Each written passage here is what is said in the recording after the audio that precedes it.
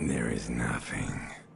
Only warm primordial blackness. Your conscious ferments in it. No larger than a single grain of malt. You don't have to do anything anymore. Ever. Never, ever. Never, ever, ever, baby. An inordinate amount of time passes. It is utterly void of struggle. No ex-wives are contained within it. An awareness creeps up on you. A mass lies hidden in your dead angle, soaking in some lurid acidic sauce. It's bloated and shameful, a ball of meat surrounding you. This is a terrible line of questioning, and it will only lead to more awareness of the meat thing. Ex-love, ex-tenderness. It is foolish of you to resurface to the loss. Not after all the damage you've suffered to get here. Some of it irreversible.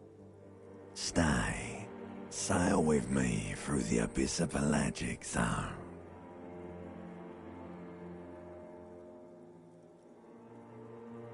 Do you really?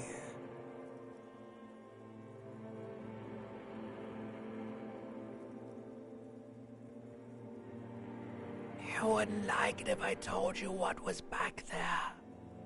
Why'd you think you had to bludgeon yourself into oblivion? Or did you not sense yourself marinating? Poured so much on yourself, got a bit carried away, did we, Chef? Fear and apprehension. You should ask what's out there first.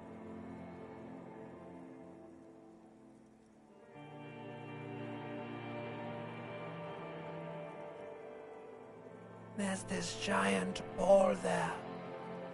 An evil apes. And the evil apes are juking it out on the ball. You're one of them. It's basically all just evil apes juking it out on a giant ball. You can't even make out it's a ball when you're juking it out. It's that large. Infinitesimally small. Vying for resources is just a stupid expression you picked up somewhere. The part of the presentation you want to take home with you is this. You have to beat the other evil apes in the face, or you lose. Yes. It is.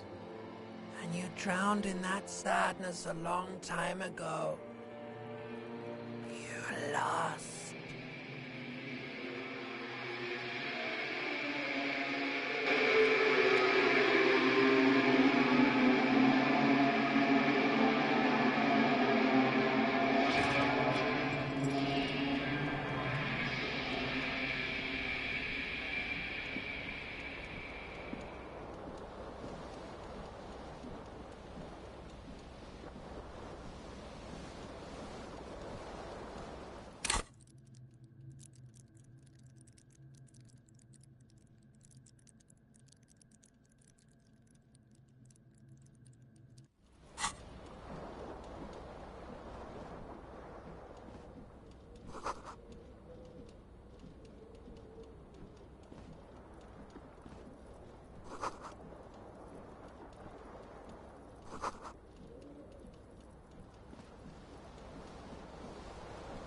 This fan has two chain pull switches.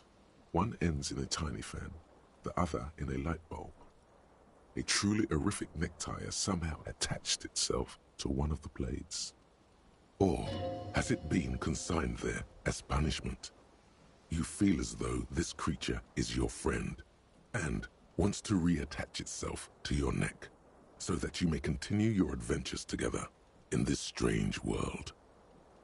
The blades come squeaking to a halt. It should be easier to reach the tie now. You reach out to grab the tie, but what's this? Diffuse, radiating chest pain. Doom comes over you. This is bad. Feels like sharp stones grinding in your chest and keeping you from moving. For quite a long time. Still ongoing. Now is a good time to start worrying. Finally, the pressure recedes. You find yourself covered in cold sweat and trying not to move, hoping it will keep you from dying.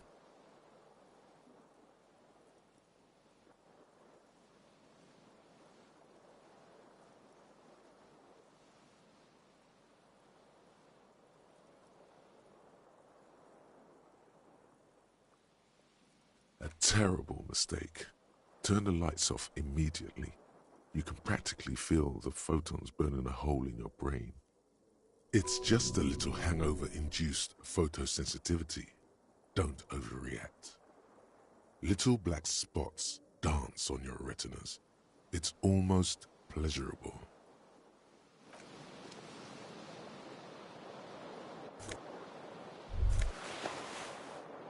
You hear a jingle. Keys are clinking in the pocket of your flare-cut pants. It says, whirling in rags, on the aluminium keyring. There is a single key on the ring. The number 1 is etched on it. It should open the door.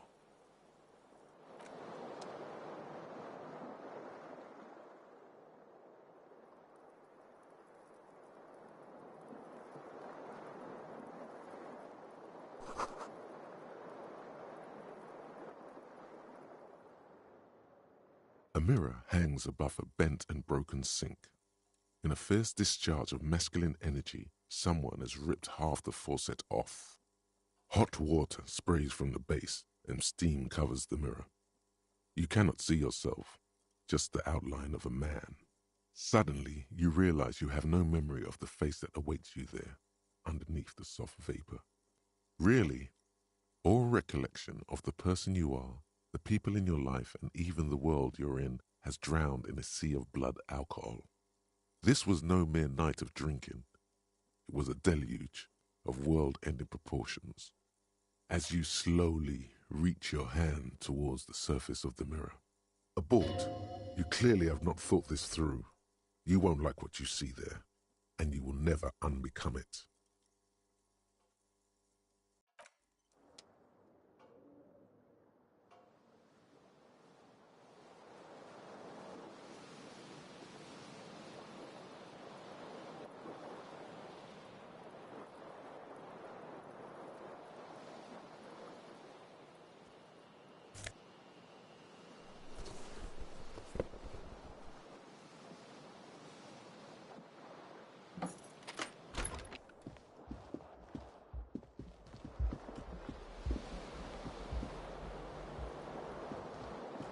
The window stands broken in its frame. Cold wind blows in. The morning light hurts your eyes. It's hazy, but you see the ocean and some war-torn buildings. The shards face outward. Whatever broke, a fine web of scarring covers them, more likely a projectile than a held object. Something you've done before. It is too large. The single green. Congratulations. You smashed the window with your own shoe. Now you only have one. If you mean someone else took your shoe off and smashed the window with it? The window agrees.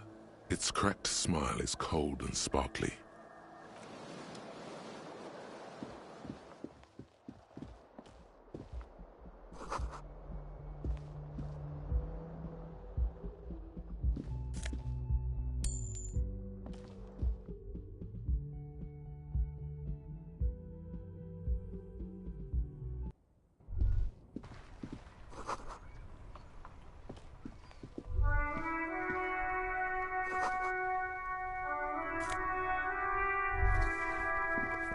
There they both are, 2 identical shoes, both copiously green and indiscriminately snakeskin, reunited on your feet.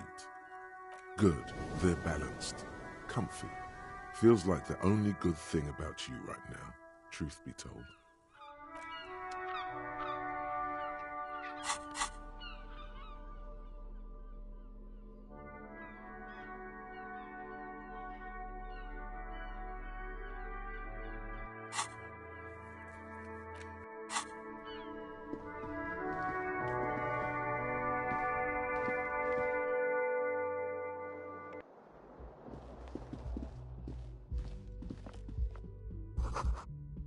Hello, officer. The young woman raises a cigarette to her lips.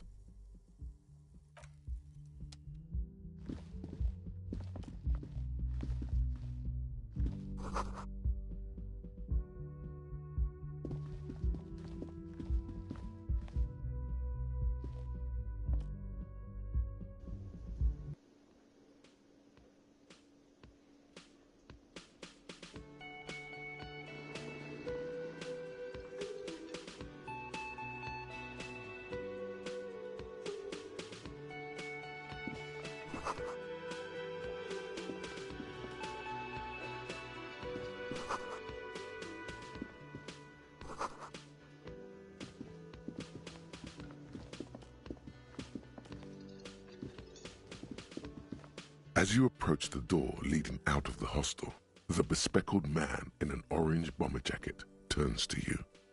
Excuse me. I think you may be the person I've been waiting for. If an assault were launched on this building right now, if the windows came crashing down and the whole world descended upon you, this man would hurl himself in death's way to save you. You are sure of this, but why? He is your half-brother. Hello. I'm Kim Kitsuragi, Lieutenant, Precinct 57. You must be from the 41st. You realize he's waiting for your name. This is your chance to come up with a really good name for yourself. Get creative. Conceptualize. Raphael Ambrosius Cousteau. Yes, it is Raphael Ambrosius Cousteau. Sounds solemn and historical. This is an opportunity to start your life anew as a classier person. Yes, well.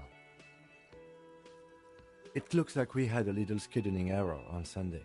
Saturday too, actually. Have you had time to talk to the manager here?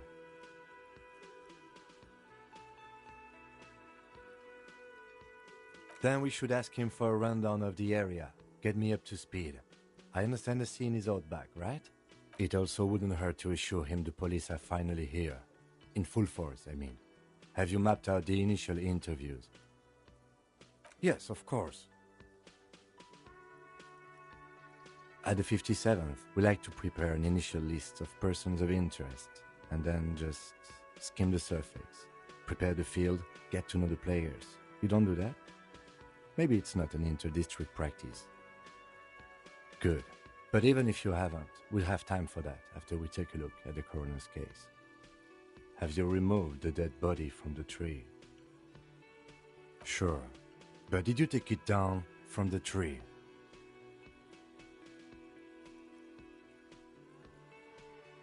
Does that mean the body is no longer in the tree? Completely. Does that mean you took the body down from the tree? Mm-hmm. So, the body is still in the tree. This is the first time you detect a weariness in the lieutenant's voice. It is obvious he would have preferred for the body to no longer be in the tree. Where it has been hanging for 7 days straight. We should go there as soon as we are done talking to the owner. We all feel that way sometimes. There is no such thing as a police officer, I'm afraid. What remains is that there is a dead body in the tree. Someone has to figure out who put it there. If we don't, no one else will. But first, we have to take it down. I was to meet a detective from Precinct 41 at the Whirling in Rags, who arrived here 3 days ago. I am told that that is how long you have been here. Besides, you match his description. Precinct 41 said they were sending their most seasoned detective. And you certainly look seasoned.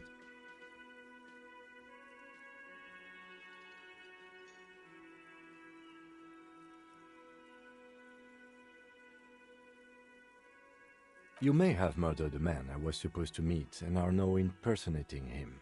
You may be his twin, stepping in for his even more incapacitated brother out of loyalty and love. But for now, I'm going to set those possibilities aside. I'm not from the Inspectorate General. He nods.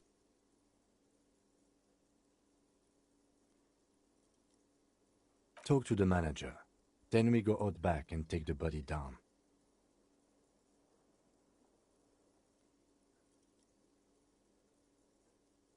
After you, officer. If you're about to embark on an investigation, shouldn't you have a badge? You mean you don't have a badge?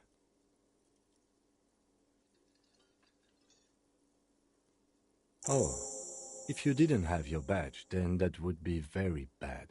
You would need to report it on my shortwave. But since you do have it, we can go straight to the task at hand. Lieutenant Kitsuragi is now in your party. You can talk to him whenever by interacting with him.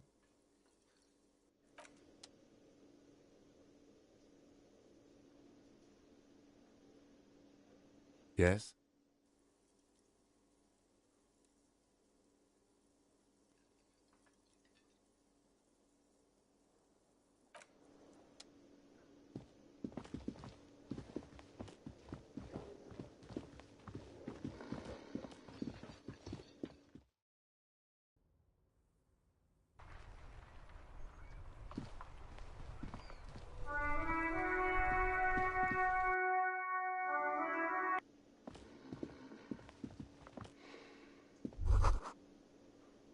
That sugary black rum stain on the counter makes you teary-eyed with joy.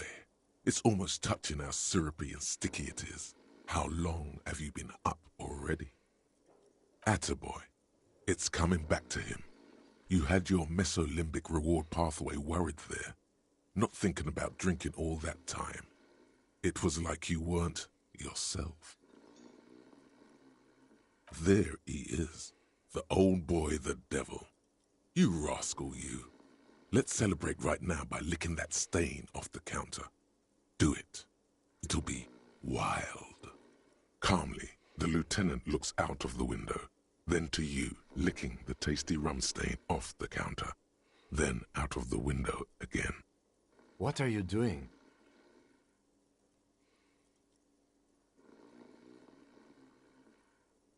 We should move. You could definitely go for some more. The titillating scent of alcohol in your nostrils was beautiful.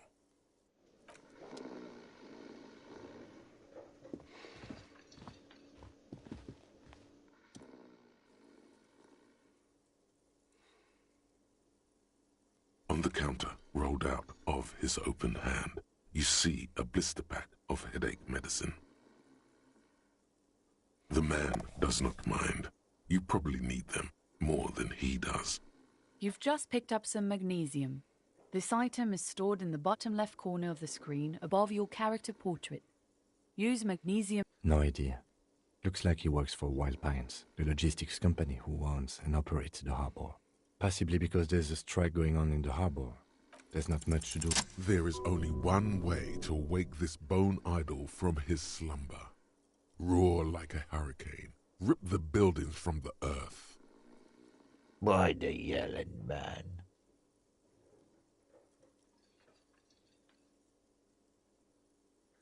Congratulations. You've seen the future. Now, if you excuse me again, officer.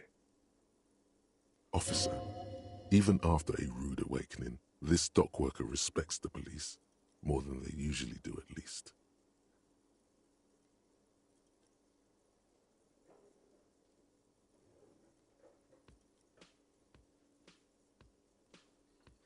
Thank God, no.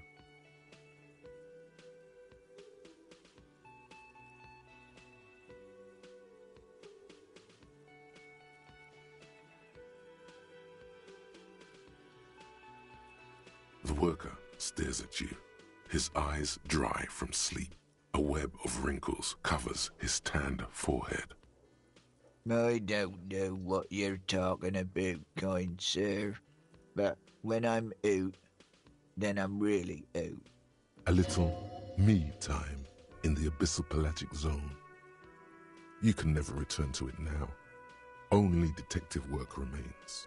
Wakefulness and detection.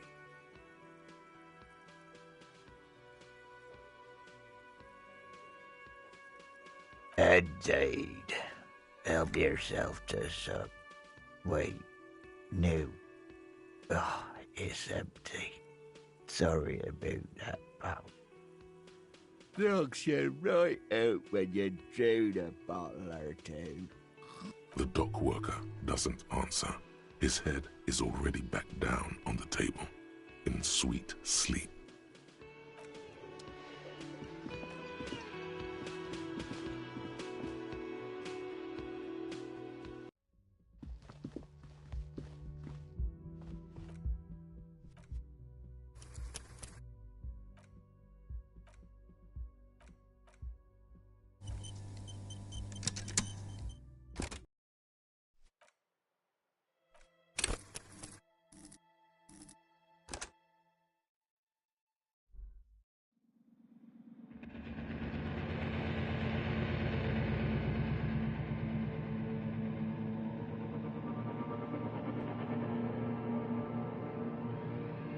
There is nothing, ever, never an inordinate amount of time pass. An awareness creeps up on you. Ex-love, extended. Do you really? You wouldn't like. Fear and apprehension. You should ask what's out there first. There's this giant ball there. You can't even make out it's a ball when you're joking it out. Infinitesimally small. Vying for resources. Yes, it is. You're lost.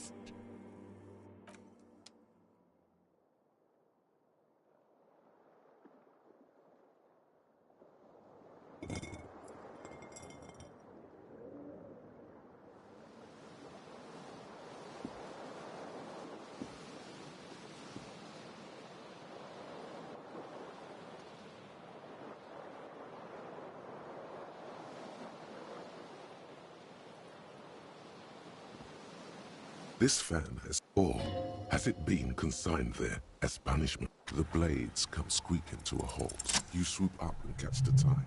Snap. It's released from the blade. Warning, warning, the necktie is no longer contained. What you have in your hand is a fantastically colorful tie with 4 or 5 different patterns. The knot reminds you of a noose. A terrible mistake. Turn the lights off immediately. You can practically feel the photons burning a hole in your brain. It's just a little hangover-induced photosensitivity. Don't overreact. Little black spots dance on your retinas. It's almost pleasurable.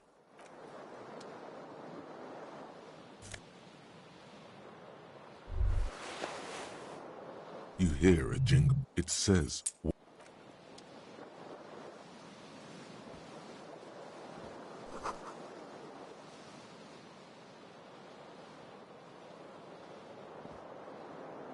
the window stands broken in its frame. The morning light hurts your eyes. It's hazed. The shards fade. A fine web, more likely a project. Something you. It is too like the group. Congratulations. You smashed the window with your own shoe.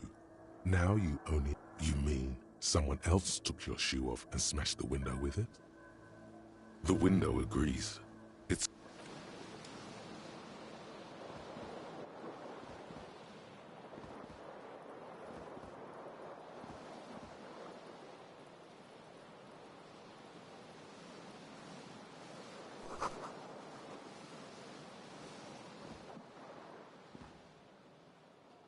A mirror hang hot water. Suddenly you realize, really? Ulrich, as you slow abort, you clearly have not thought this through. You won't like what you see there, and you will never unbecome it. Yeah, there is definitely something wrong with it. Where to even begin? There is the bloatedness, then the swollenness. It's like there's an upholstery of alcohol underneath your skin. It's not. Your nose feels like a small balloon in the middle of your face. It hurts when you honk it. It doesn't appear to be a particularly tiny nose either. Not with all the drinks it's absorbed for you. It's not. It's swollen and snail-like, wriggling between your fingers. Don't be scared. It's only your face.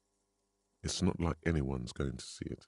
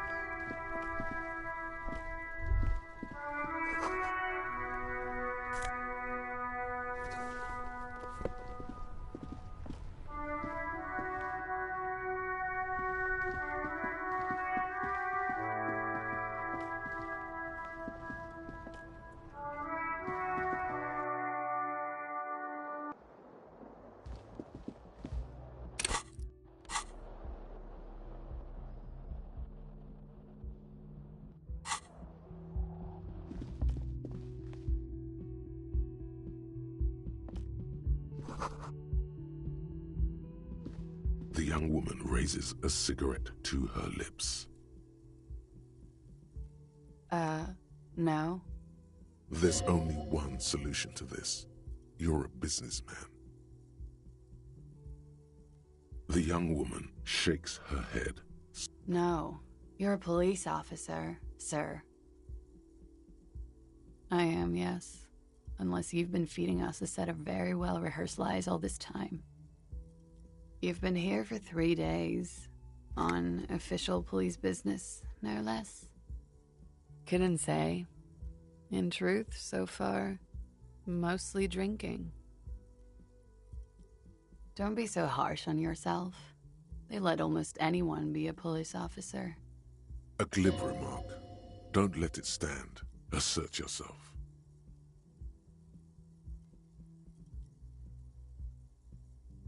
A fondness for contradictory statements.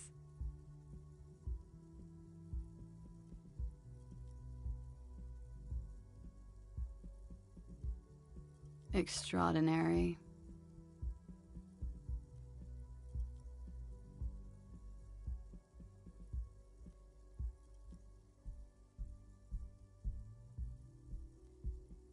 Of course. Be careful, officer. They don't like the police.